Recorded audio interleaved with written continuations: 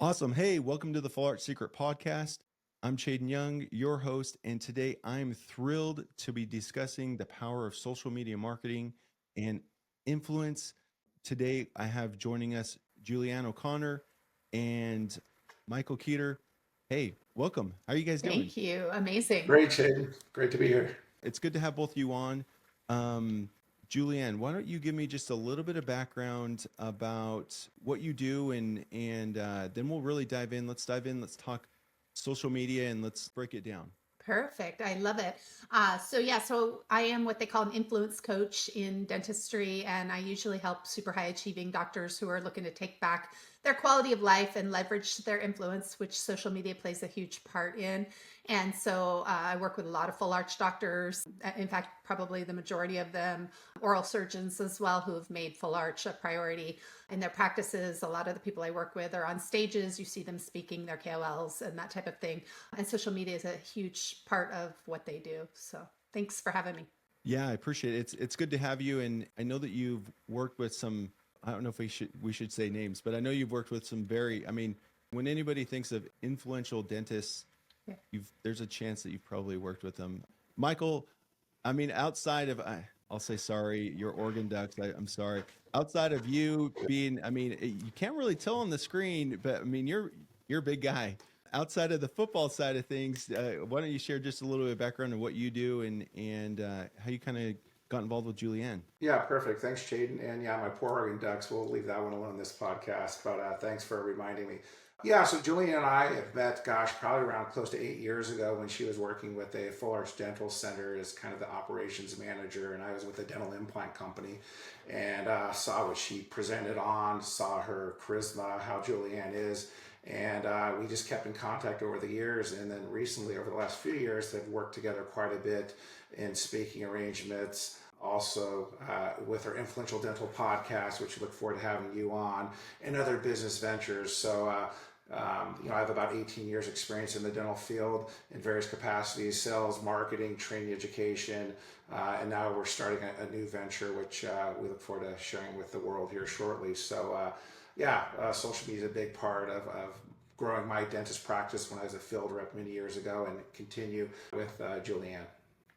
Awesome. I appreciate you sharing that and kind of how you guys got brought together. Okay, let's do this. So when we talk to clients, when we talk to offices, just in general, we always loop things back into our full arch framework, which really encompasses three aspects.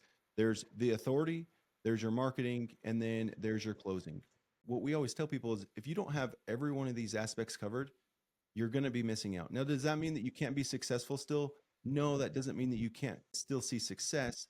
However, you're missing out on potential opportunities because your part of your framework is broken. And so the authority and marketing really blend. I mean, it really does. I always represent it in a flywheel, but they really do blend together so well. And so, Julianne, I wanted to ask you, in your experience with social media, what have you seen from it being just a game changer for practices, especially in this full arch space where it is so transformational?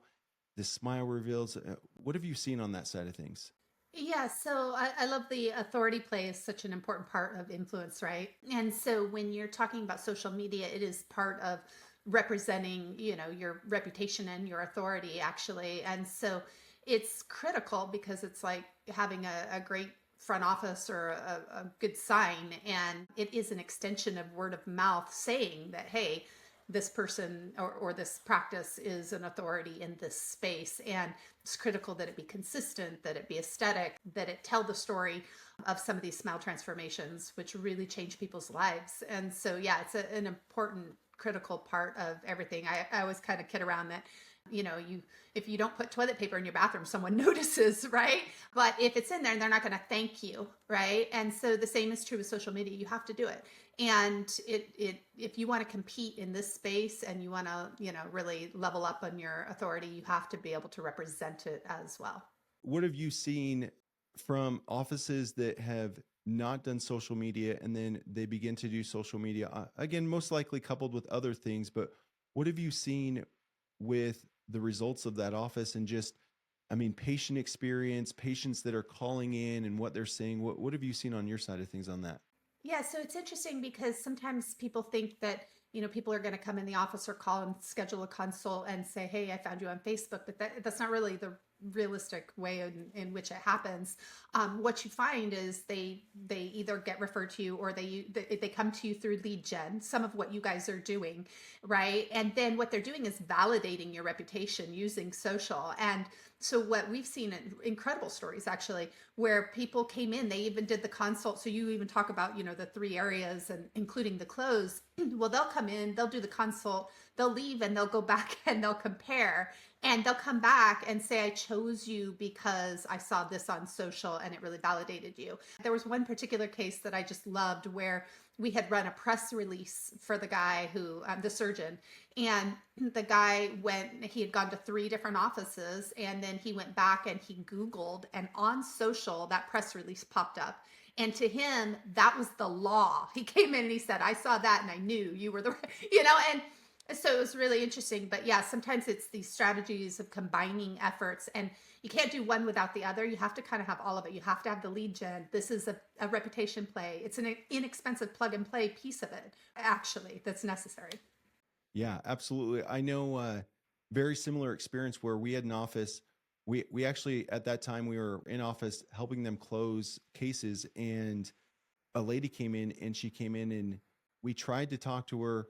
We tried to say like give her the standard like spill, right? She stopped us and said, "You don't need to go any further. I know what you guys do, and I want to work with you." And treatment coordinator tried to keep going a little bit, and then she's like, "No, no, no, you don't understand. I've seen your videos. I know what you do. So like, let's just talk about the cost and let's figure out how we can get this paid for and let's move forward." And it was literally that. Like that is what a good authority, that is what good social media presence can do. And I'm glad that you're seeing the same thing because it just confirms what we've been telling people.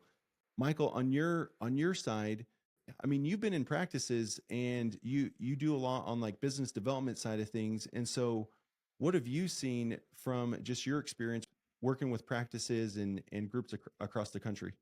What I've seen throughout the years, going into hundreds and hundreds of offices and looking at practice development opportunities with them, is this is what you have both been saying is an integral part of branding as well as being part of the community. And I think, like you said, just by seeing the videos, seeing that they're present in multiple facets, and also to reach an audience. Today's day and age, right? Back in the day when I started, right, you just have to do the yellow pages, and people don't even probably know what the yellow pages are, a lot of the audience. But the fact is, just a website isn't enough. Now you have to do social media, you have to be involved in your community. So I do think social media allows offices to really be part of that community and to post all kinds of things, especially those pictures and those videos that really transform lives. So I do believe and have seen it throughout the years that it's increasingly more and more important, not only on like Facebook, but all the social media platforms, which are very important because the audience is going from Twitter to Facebook to Instagram. And you may only catch part of the audience, but you want to catch the entire audience. So it is very, very important and it builds them up in their overall community and their presence. Formerly Twitter, now called Yeah. X. Oh, Yeah, sorry. we always gotta give that we always gotta give that caveat, right? Um, it's funny. I listen to radio and I mean, well, it's been a couple of years now, right? And it's still, I mean, I still call Twitter with my friends. Yeah. Anyways, the it's interesting that you mentioned that about the community aspect, and this isn't in the dental world, but I worked with a automotive group in Utah pre-dental days for myself, and one of the things that they did that they just got a ton of publicity about, and they were just trying to give back to their community. They did every Christmas, they did car giveaways. So these weren't like brand new cars. These were cars that they brought in. Again, being an automotive shop, they repaired them, gave them back, and then they posted it to social. And then lo and behold, it got picked up by the news, and it just like it kind of spread like wildfire. Now it's just a consistent thing that they do every year. And so, yeah, as offices and doctors give back and really integrating and being part of the community. I know, I mean, what do we see at almost every local high school football game? We see the banners around the stadium, and they're typically, most of them are dental offices, right? And so I really appreciate that you mentioned that about that engagement with the community. I have a fun story about that. So there was a practice that I know of that decided to do a case for no charge, and they put it out to the community saying, "Hey, submit your story about why this person needs a full smile, makeover or whatever the case might be." And all these people submitted these just really heartfelt stories on why they deserved it. And there were so many stories that came out of it, right? So what they ended up doing is sort of rallying with the community, and people came together, and not only did they choose one case, but then other dental practices came together and took on other cases, and they got so much press out of it, and that all got shared on social, and it was pretty phenomenal. And it started with social sharing, to begin with, to even put that out there as an offer. And it doesn't have to be that extreme. It can be little things too. Yeah, no, and it goes a long ways. It's not only for the community you're trying to reach, but it's also for the office and your team as well, because it builds, because they're seeing their works going out. And they're saying, "Oh, hi, Susan, I saw your Facebook post, and you guys are doing this wonderful treatment for this veteran," or you know what? Oh, you're having a barbecue or something else. Again, it just builds a talk track, it builds a voice, and you're out there and you differentiate your practice from everyone else. And it's okay to talk about what you do in the community. It's okay to celebrate your victories and little things the community does want to hear about. You may think, oh, they don't want to hear about us, what happened in our office today or some milestone we hit. But you know what? People do, and the community does. So if you hit a milestone in your office, I think that's also very important as well. So it does all matter, not only for your external customers, but your internal customers as well. Yeah, I couldn't agree more. Okay, let's talk a little bit of the nitty gritty. Now, I think everybody knows that social media is important, right? I mean, even myself, I know social media is important. I hate posting. I hate taking videos of myself. I'm not a fan of it. But just because we don't like something doesn't mean that we shouldn't be doing it, right? And so, Julianne, let's talk about content creation. Let's talk about types of content. What do you typically recommend for offices that maybe you're just getting into the social media aspect of things, whether they're doing it themselves or they're engaging with a partner? What type of content should they be looking to post and promote on their platforms, and maybe where too? If you want to mention that too, that would also be helpful. Yeah, so I always say use all the platforms, starting with the and tail end of your question. So because it doesn't cost anything more to do one or all of them, and they all get picked up by Google algorithms. So or any other search engine. So it's Facebook's, it's X, Pinterest, believe it or not, Instagram. Google loves Google, so posting to Google, right? Basically all of the major platforms, essentially, and LinkedIn, a LinkedIn company page as well. Those will all get ranked on Google. You'll see it. And so what it does is pushes the competition down, right? When you're actively using all of those. So there's a couple of different things that you got to keep in mind. One is for Google algorithms, right? Or all algorithms, that you're consistent, that you're posting. And that can be image-based content. So you can use images paired with written content, your hashtags, all of that good stuff, right? And I'm like you, I don't actually want to spend, my life on social media either. So I actually outsource my own social media back to, this same type of system, right? And keep it systematic. So people don't realize that, but you want to kind of make it systematic. That piece of it, that sort of baseline that's necessary, and it just needs to be kept in consideration, that you want it to be aesthetic. If you're representing, something that's aesthetic, no, you don't want it to look like stock photos, but you can use stock photos to represent lifestyle, right? And I've actually seen where offices will do their own video shoot, their own image shoot of their own people, and that looks more like stock photos. So I've seen it all. So there's got to be a little bit of flexibility, that's all. And then video content always gets the most engagement. It's more costly to outsource, right? And you can need to get that video content internally. So it's good to work with a great partner who knows how to go about that in batches and that type of thing. But generally speaking, that's sort of a nutshell of what it should be. You've got to have the baseline. You bring in all this stuff we're talking about to cross promote the community and the personal touches, but not everything has to be a personal touch, because there's many reasons we're doing it. So you got to kind of take a holistic view on it. Yeah, the recommendations that I always give to offices that are cost effective and frankly, as long as you have a smartphone, which just about everybody does, is take a before, take an after. Obviously, again, make sure that they sign a release to be able to use their images, right? You got to have that. And then if you can do those two, like those two are the start. And if you can do smile reveals, I mean, talk about power. Someone seeing their smile, especially in the full art space for the very first time, Man, it is So such, and touching. it is so emotional, and it really does, like, people that have been suffering for years, eventually they see somebody that they can kind of put themselves in their shoes, and they realize that could be me. And then obviously, higher end production where you're actually getting full reviews and, information about the office and so on and so forth, which is, it is important. It is not the very first thing that you have to do, but it is definitely important. So, Michael, I mean, again, you already mentioned it. You've worked with hundreds of offices across the country. What do you feel like, or what have you seen maybe is the most common mistake or missed opportunities with offices' social media platforms? Like, what are you seeing trending wise? It ebbs and flows, but I think the big thing is that offices have to take that on themselves, right? They are dental offices first and foremost. They do surgery, they do cosmetic work, and so on. As Julian had mentioned, find that good partner who is an expert in that, right? And do that for you. Time is money in your office, and that is seeing patients and providing services. So I would say, don't fight social media. It needs to be done. Find a strategic partner that will do it for you, that's more cost effective moving forward.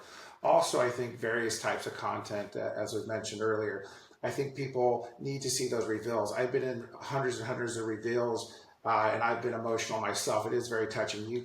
In full arch dentistry, offices are changing lives. The public needs to see that, and they need to see it's not just something that's for functional use. It's actually, you're changing their lives, you're changing their mindset, you're changing their lives.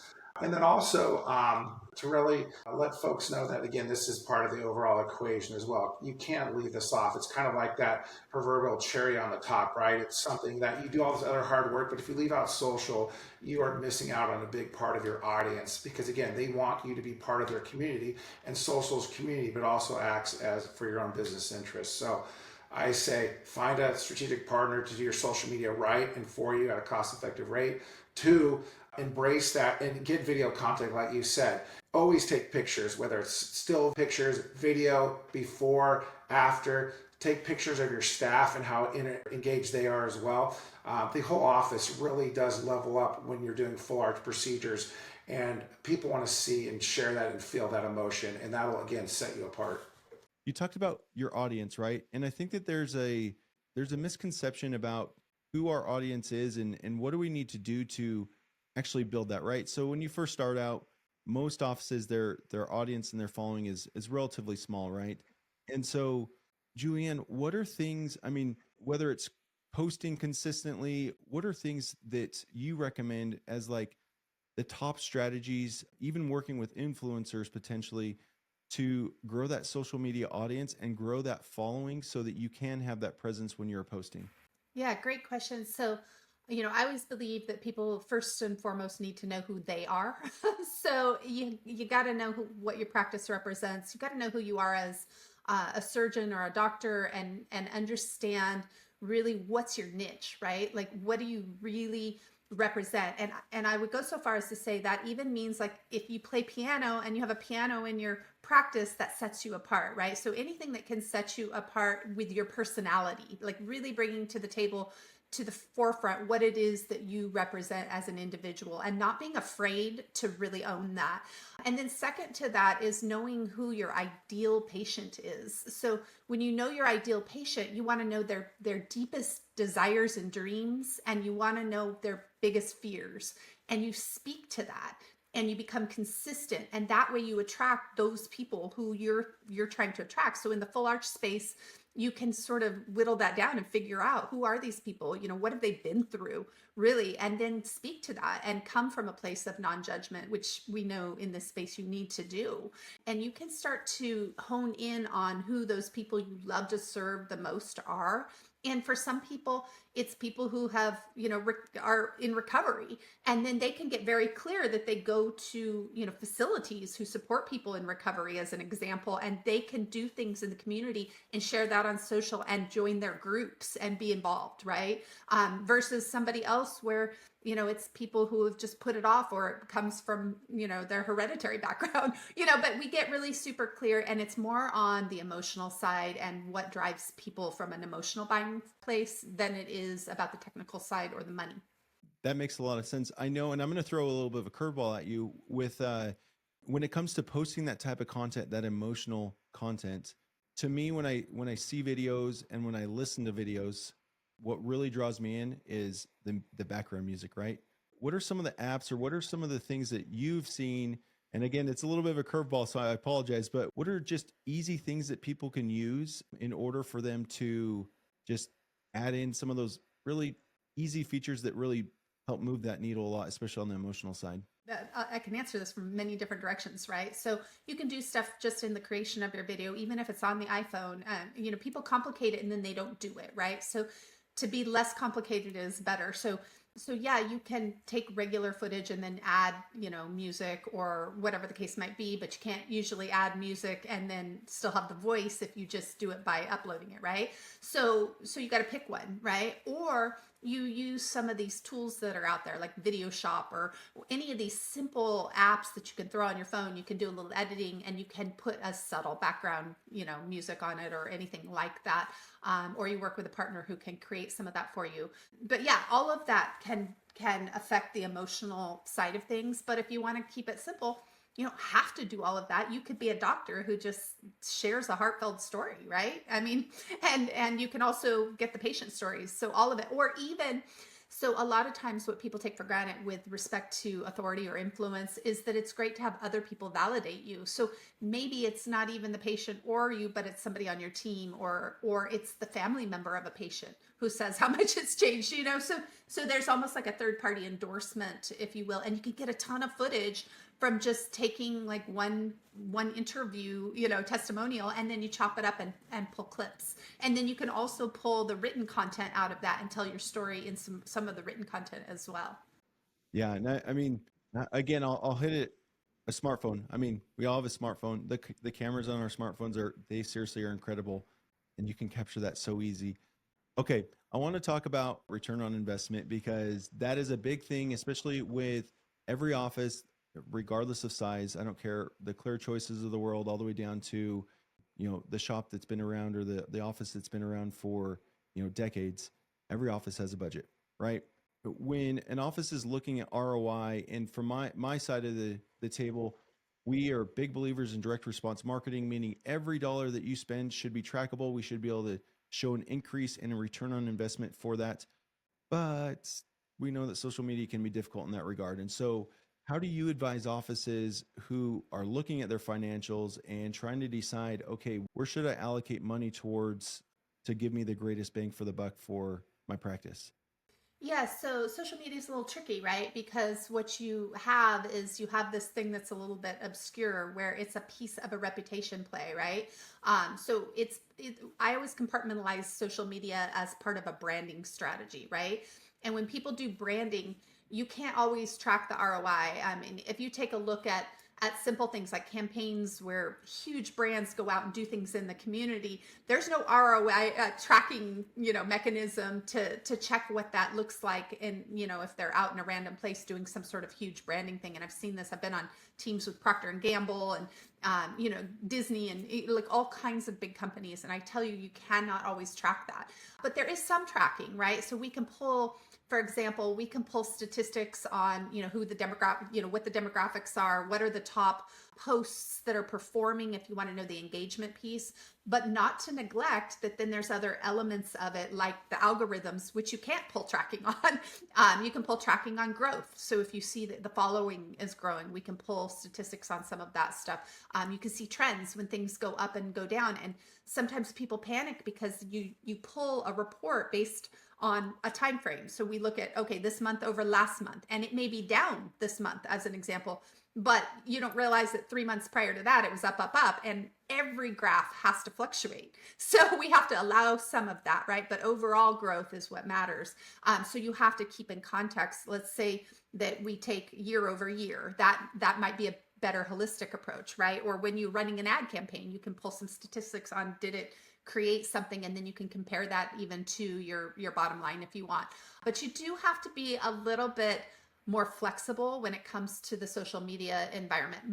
I will tell you that 99% of the people that I work with, they never even pull a report because they understand that it's very important. But we've had people who left and then 3 months with it, and it's always 3 months. Within 3 months, they notice that there's a drop in their patient base. And they'll come back and say, I cannot put my finger on it. But as soon as I shut off social media, everything dropped. And they come back and it goes back up.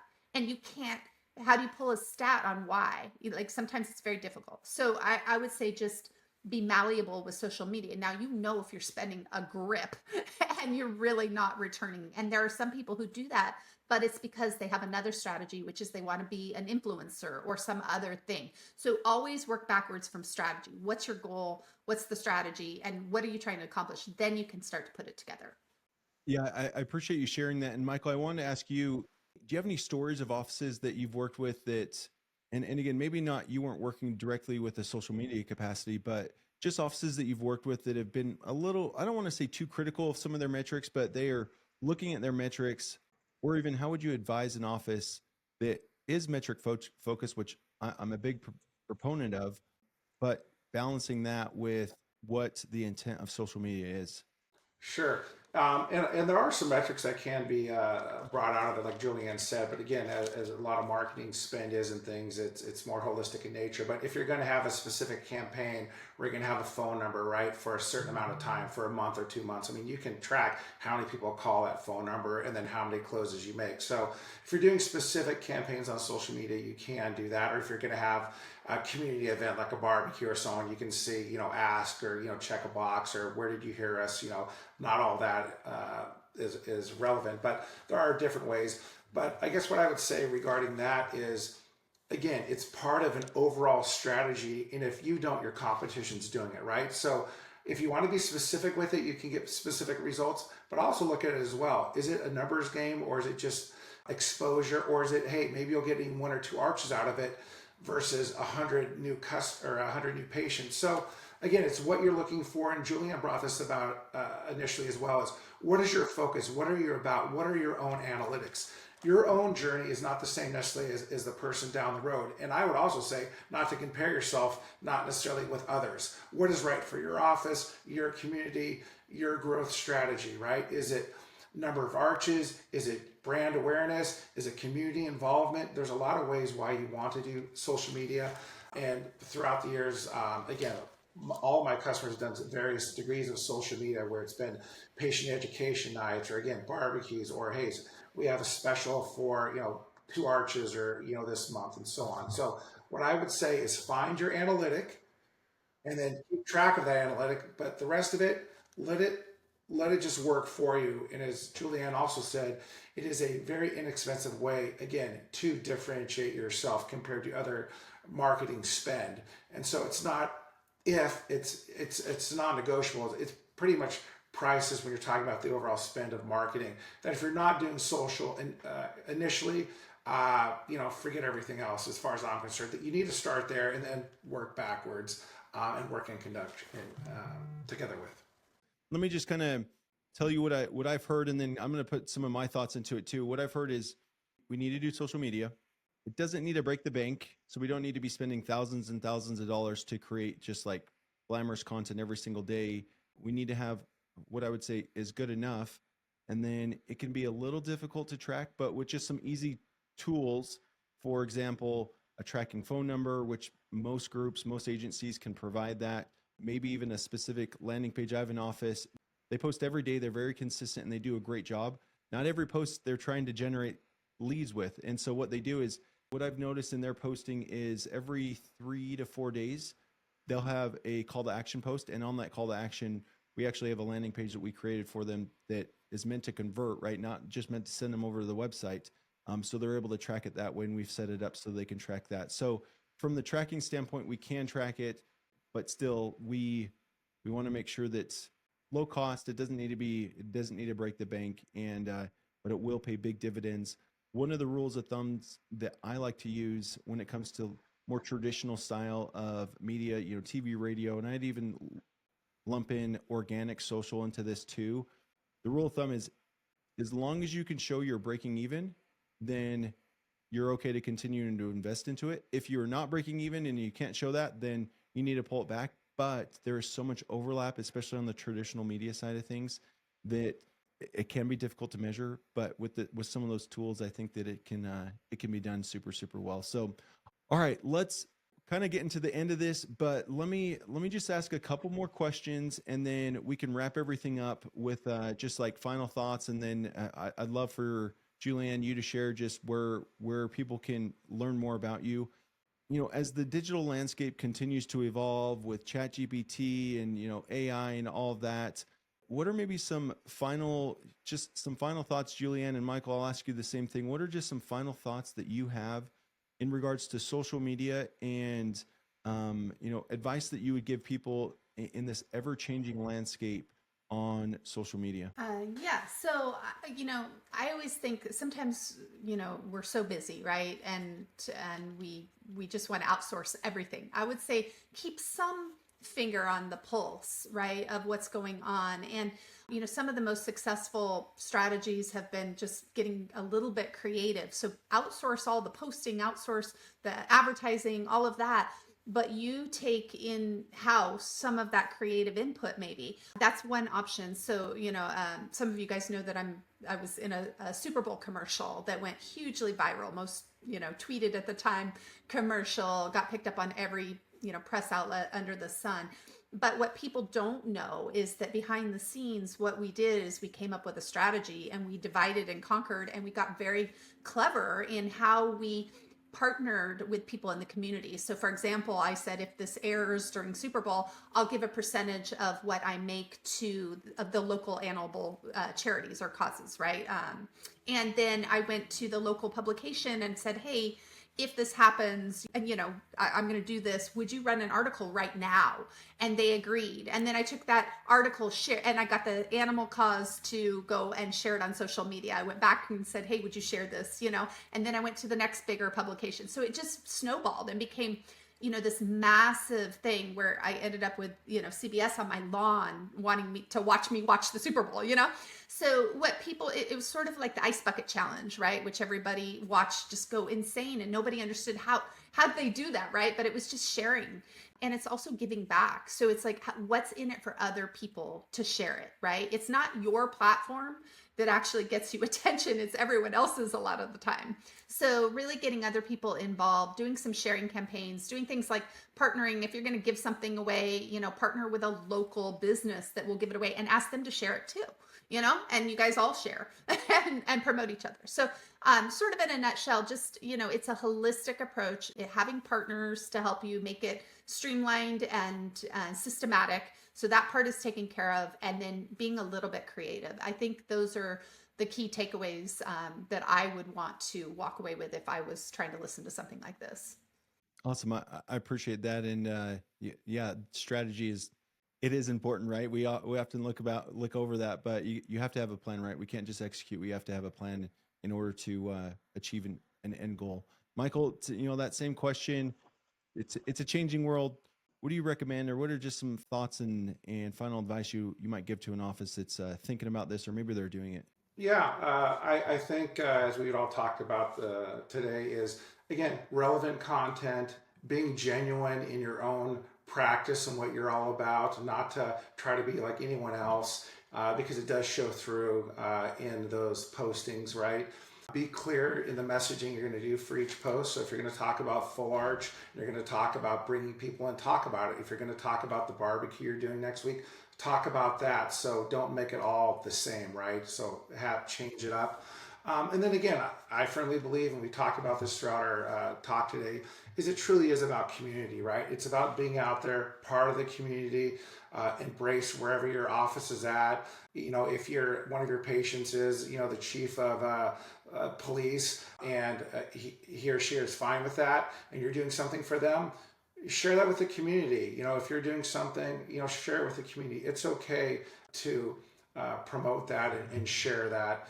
And then again, be consistent and do it. It's, again, social media in the scheme of things is a minimal cost for your rewards, whether it's a brand play, whether it's just a community involvement, or again, you're actually a call to action to bring in business. I think social media, you do that for all the reasons, and you should do it for all the reasons, not just one or the other. Yeah, I appreciate that. And I think that's so important. I mean, we are doing all this so that we can transform lives, right? I mean, at the end of the day, that's what it's all about. And hopefully while we're doing that, we can make a living for ourselves along the way. And so Julianne, I mean, Michael, it was great to have you both on and to be able to talk social media. It's such a critical part of that strategy. If somebody wants to get in touch with you, Julianne, what's the best way for them to get in touch with you and even talk about some of the social media stuff that you do? And then Michael, same for you. Best way for someone to reach out to you if they have any questions for you. Yeah, so people can find me. Actually, I'll just give an email. It's influentialdentists@gmail. That's a simple way to reach me. If you want to do a consult and just have me look at what you're doing, I'd be happy to offer that to your listeners. And again, influential dentists, that's plural, at Gmail. And you can find me on Instagram at spelling it, just like it sounds, SPELLINGIT. So yeah, so I'm happy to give a little session, talk to you about influencer relationships and that type of thing. Some of the stuff we didn't get a chance to talk about today, but maybe we will when we have you on our show. And so yeah, so that would be great. And then Michael, I'll turn it to you. Awesome. Yeah, and then I guess I would plug our podcast, a great lead in Julianne. It's Influential Dental is our podcast, and look forward to having you on there, Chaden, as well. And what we really talk about is being an influencer, being influential in the dental space, and about how to be positive and to work on yourself and look at yourself and how you can be part of the community within dentistry as well as in your outward community. You can find me, on LinkedIn. I'm very active on that. Again, there's some exciting things that Julie and I are going to talk about here in the next couple of weeks that I'm sure listeners will see here in social media.